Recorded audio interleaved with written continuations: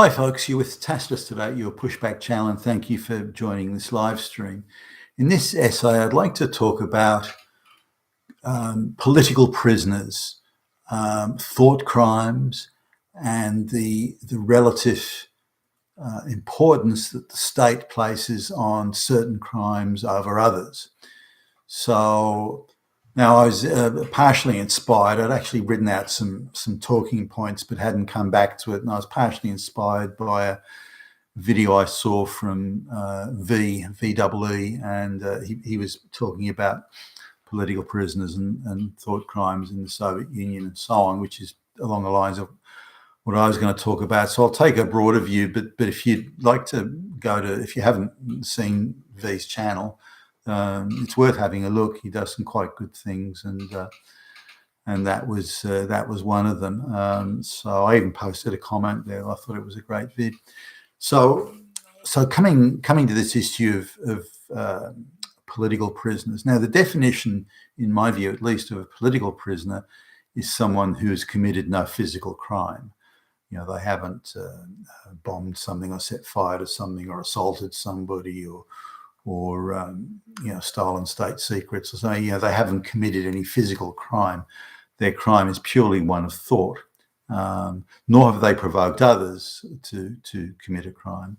So it's a unique thought crime, or a crime where maybe you don't agree wholeheartedly with the establishment view, or you're showing insufficient ardor in your support of the regime, or maybe you have alternative points of view as to how things could be done. But nonetheless, it's that oppressive regimes require, as they would see it, total power over all information, all news, all thought, all words, all actions, everything. It has to be total power.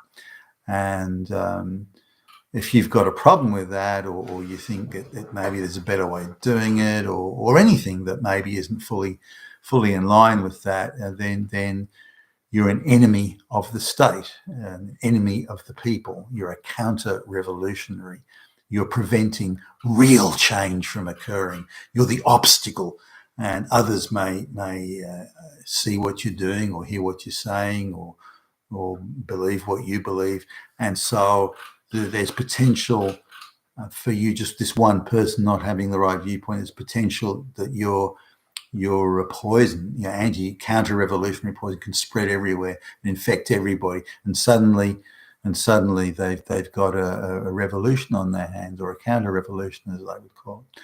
So they treat these ideological crimes very seriously, but again, there is no physical crime. Similarly, it's very difficult to determine what someone might be thinking and to what extent they might be thinking it.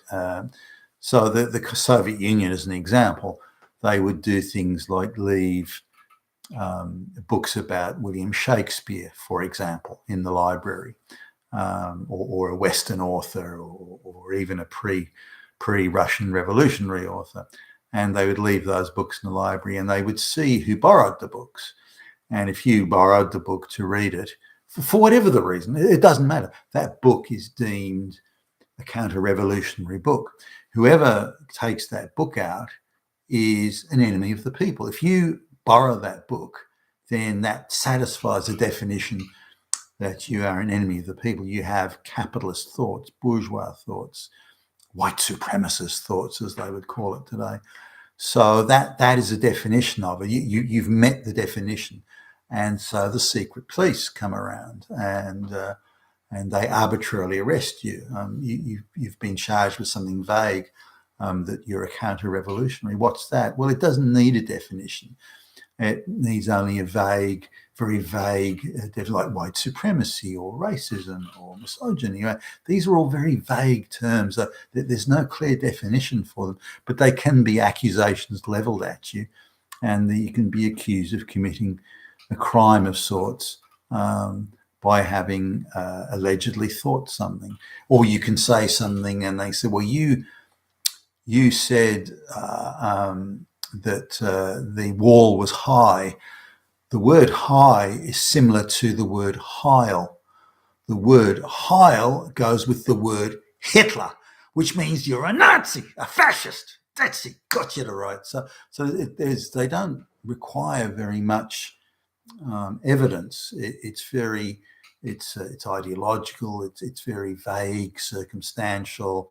They can come at you with all these vague things of prove to us that you're not Hitler.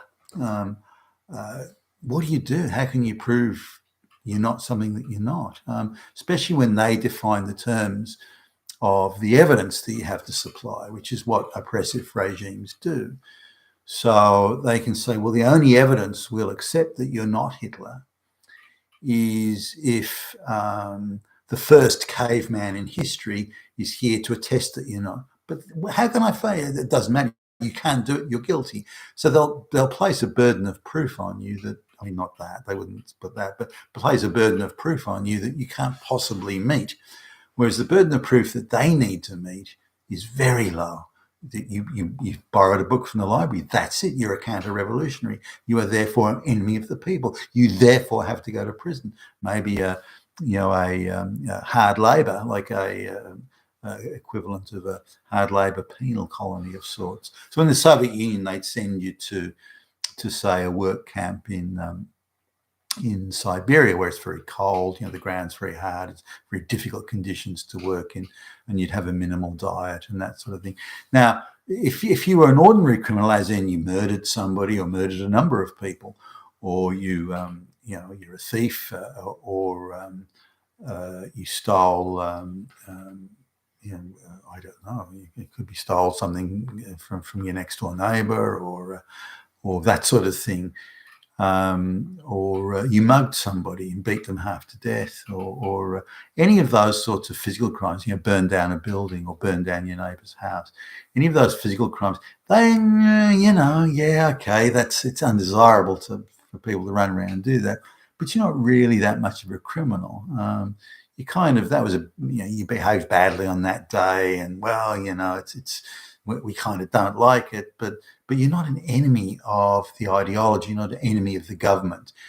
Now, when governments are forcing an ideology on the people, the problem they have is legitimacy, because the people aren't approving, they're not agreeing to it, they're not asking for it. So legitimacy is always a problem when you're forcing ideology on a population, which is what all the communist societies do. What we're seeing in the West today, by the way, in Britain, US and Australia, this ideology of globalization is being forced on. No one's voted for it. Nobody wants it. No one's asked for it.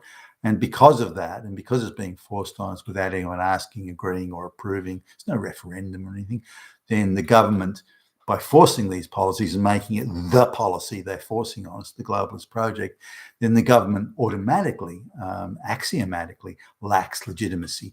And this is always a fear of oppressor regimes. Because they don't have the legitimacy, they have to have monopoly on all power and all information. That's the substitute for legitimacy. If you can't have legitimacy, then you have to have an absolute monopoly on power and all information flow. That is control of the entire media establishment, which again they've pretty much achieved in the West. You get a few outliers, but not many. And again, anyone on social media that becomes influential gets shut down.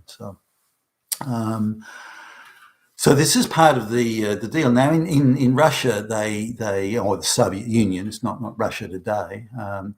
In the Soviet Union, they would send political prisoners, ideological political prisoners, off to these work camps in Siberia. Not that there weren't other prisoners there too, like murderers and so on, there were.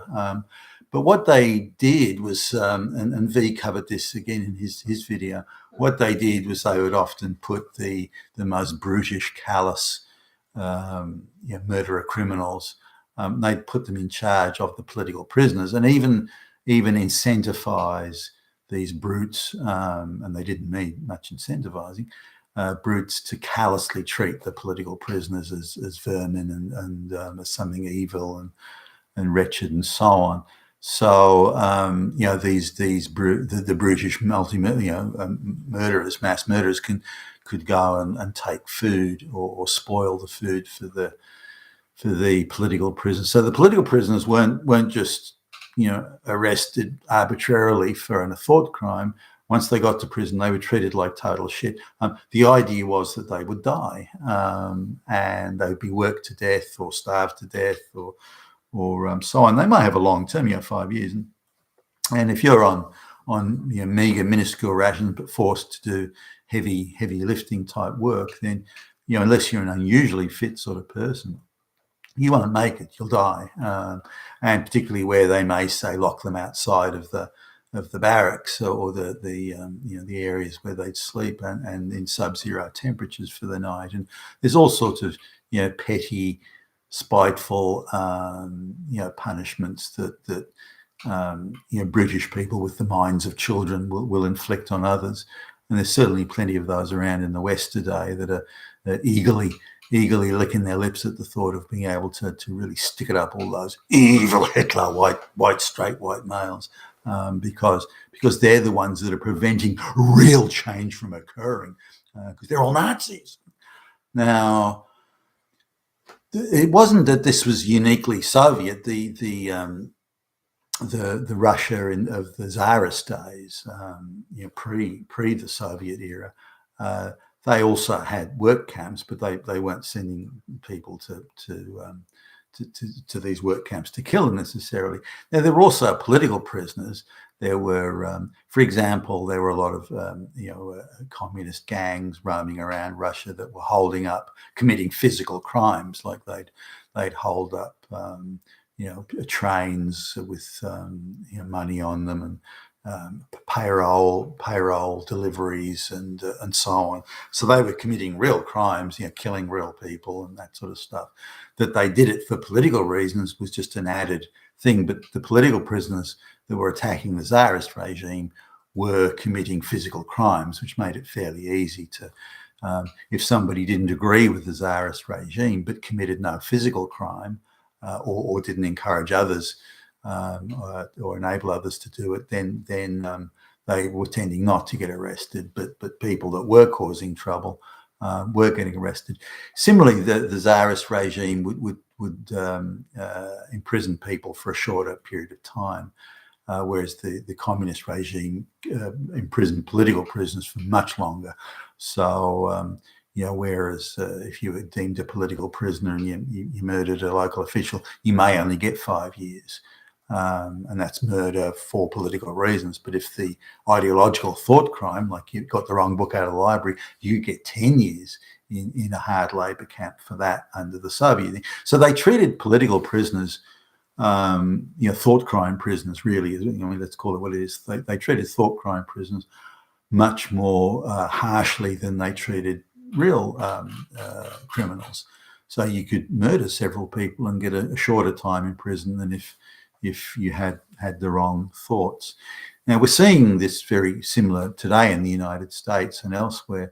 Look at the BLM rioters, murdering people, beating people up, burning public buildings down and so on, and yet they're either not arrested at all or bailed or given an absurdly short sentence. Look at the black guy in America that shot many people, multiple people. He's out on bail for like $25,000. Whereas someone that went in the wrong door on January 6th is 12 months in prison without a formal charge. So these are this is the difference, and we see it now in the West where actual physical crimes, including murder, willful murder, premeditated murder, theft, destruction of public property, muggings, beatings, assaults, and so on and so on and so on. These really, the state, the globalist controlled state, isn't really interested in those crimes anymore. And this is around the Western world. So if your house is burgled and you lose $10,000 worth of stuff, then stolen from your house. If you're not insured, your problem. If you are insured, why should the police care? The idea that there's a criminal out there doing that, who cares? But if you misgender somebody who's transitioning, transgender transition, you misgender someone, you can have 3 police on your door within 30 minutes. So this gives you an indication as to the and you see this in the UK as well. This is the incredible difference now that ideological crimes are the absolute priority of the globalist state. Ideology, and it's all part of their wider program to enforce the globalist project. But because they know that nobody, people won't vote for it, they haven't asked for it, they want it, the globalists have a legitimacy issue, and they get around that by simply rigidly enforcing ideological thought and by harassing citizens who've committed, in their view, thought crimes, whereas giving a free pass to most, not all, but most of the people who are committing physical crimes. If we look at something like, say, the Kyle Rittenhouse case, they only went after him because he's a straight white male. There's no other reason. It's manifestly clear, crystal clear, that he was being attacked, by the very rioters that the globalists protect and promote and assist. And he defended himself, and there was no charge to be laid. But if he was black or gay or something, they wouldn't have touched him. But because he was a straight white guy, they had to go, ideologically, they had to go after him and throw everything they could at nailing him. Fortunately, there are still some independent courts left. Not that many. Now, I've noticed, a number of judges in Australia anyway that are retiring or about to retire or have retired. I've noticed how many of their positions as judicial officers is being replaced by people who could reasonably be described as ideological activists. That's no accident. That's not a random thing. There's nothing organic about it. These activists are being handpicked and appointed to judicial positions. Now, I suppose if they come across a case where there's no ideological sort of slant or angle to it, I'm sure they'll look at facts and evidence. But otherwise, they'll play the game that oppressive regimes all over the world have played throughout all time. They'll allow themselves an absolute minimal threshold of proof to go chasing after somebody who they don't like, a thought criminal. And for that person to prove that they're not guilty of whatever it is they're accused of, they'll place on them an exceptionally high burden of proof. They have to meet if they're going to get off. So effectively, they reverse the burden of proof, which is, by the way, not legal in the constitutions of or the laws of Britain, Australia, United States, Canada. That's not, you can't do that. Just arbitrarily reverse the burden of proof like that. And so it's a political crime, an ideological crime. We're reversing the burden of proof. You have to prove you didn't do it. You damn fascist Nazi. So it's prejudicial in the extreme. And this is also part of the thing. This is what the Soviets did. And Pol Pot, the Chinese regime, they just have this low burden of proof, which allows the state to go chasing after anybody they want, and vague definitions of it. So I think we're there pretty much now in the West. I think that this is what the globalists have arranged and forced on us. And you see this going on in real time in, say, things like the divorce courts and so on. And also you see judicial officers are heavily emotionally invested in the ideology, which is in itself should be instant and immediate disqualification for any judicial officer so caught up in the emotion of it. I mean, there's a couple of examples. This is a case that I saw where they were trying to force this guy to pay child support for this kid, and the guy managed to find out and prove that he had no biological relationship with the kid. And the judge was outraged that the guy had produced the evidence that he had no relationship. Absolutely outraged, catatonic outrage. That the judge was clearly very, very emotionally invested in the thing. But why? It's supposed to be a court where evidence and facts, with much sobriety, are sorted and worked through and examined and tested. But there was none of that. The guy has somehow managed to get the proof, the categorical, undisputed proof together that he had no biological relationship to the kid, and the judge went ballistic that he'd done that. How dare you prove? How dare you bring evidence and facts into my court? How dare you do it, you damn Nazi fascist? So that's and you look at things in the United States, like judges wearing those pussy hats during those marches and demonstrations when Trump got elected in 2016, or judges that just decide that they don't want illegal aliens deported, and so they secretly arrange them to leave by the back door so the arresting officers don't get them. I mean, the activism and the ideological emotional investment in it for judges who are supposed to be sober and analysts in courts of law. And I think this is how the globalists will have the entire legal establishment as quickly as they can do it. Trump sort of held them up in that department, and they're similarly outraged over that. But they're more than trying to make up for it, and we see this not only in the United States but also the United Kingdom, Canada, and so on. So anyone convicted of a thought crime will be dragged in front of effectively a political show trial court, and will be receive punishment according to along ideological lines, absent of facts or of any criminality. Whereas someone coming in for murder or this will be treated far more leniently. An autocratic, oppressive government must have a monopoly over, as I mentioned, power, information, thought, speech, and so on. If any of these things they believe they don't have complete power on, or power over rather, then they tend to see themselves as vulnerable because they lack legitimacy. And this is the globalists comprehensively lack all legitimacy. I mean, look at the way they're pushing Boris Johnson to in England. He's not even English anymore. He's just some creature that's owned by the globalists to do whatever they tell him, and he does it. I mean, I don't think he's even human. He's just a creature. He's just a globalist creature. So anyway, that's my view on that. And I don't think we're far away from the time when, and I think we're very close to it actually, when we cross the line where the ideological fanatics will decide that if you're a straight white male and you're not totally on board with the globalist project, then you don't even deserve to live. And I don't think we're far away from that unless we do something about it soon. You've been with Tassus today, your Pushback channel. Thank you for listening.